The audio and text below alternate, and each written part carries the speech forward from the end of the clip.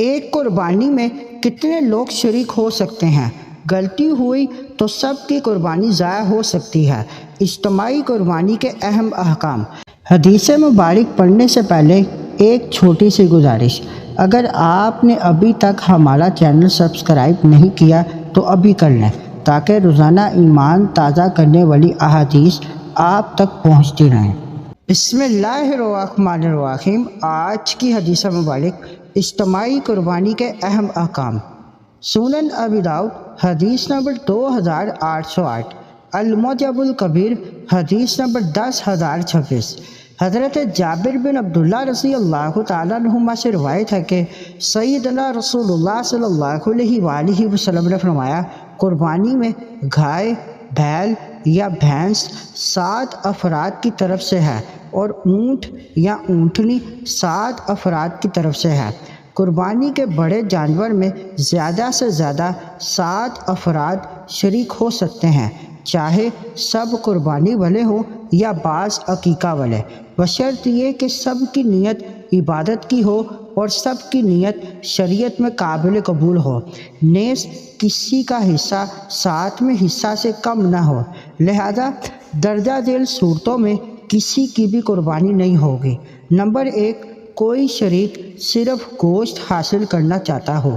Number 2، کوئی ایک کافر یا بد مذہب ہو۔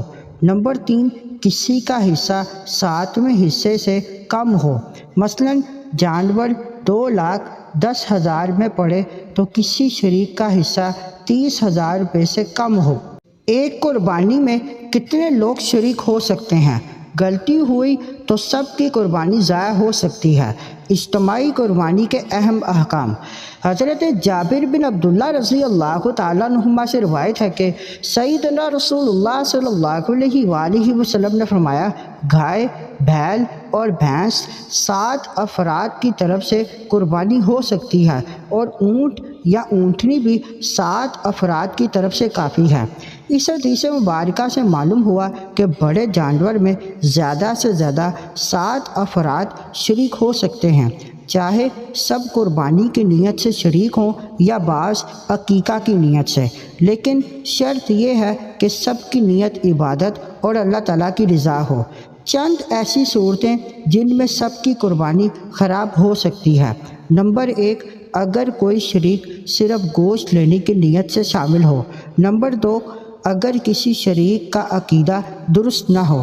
نمبر 3، اگر کسی کا حصہ 7ویں حصے سے کم ہو، مثلا جانور کی قیمت ایسی ہو کہ کسی شریک کا حصہ مکمل 7واں حصہ نہ بنتا ہو تو قربانی درست نہیں ہوگی۔ اجتماعی قربانی میں صرف پیسے شامل کرنا کافی نہیں بلکہ نیت، عقیدہ اور شرعی اصولوں کا درست ہونا بھی ضروری ہے، کیونکہ یہ عبادت اللہ تعالیٰ کے لیے ہے، صرف گوشت حاصل کرنے کا ذریعہ نہیں۔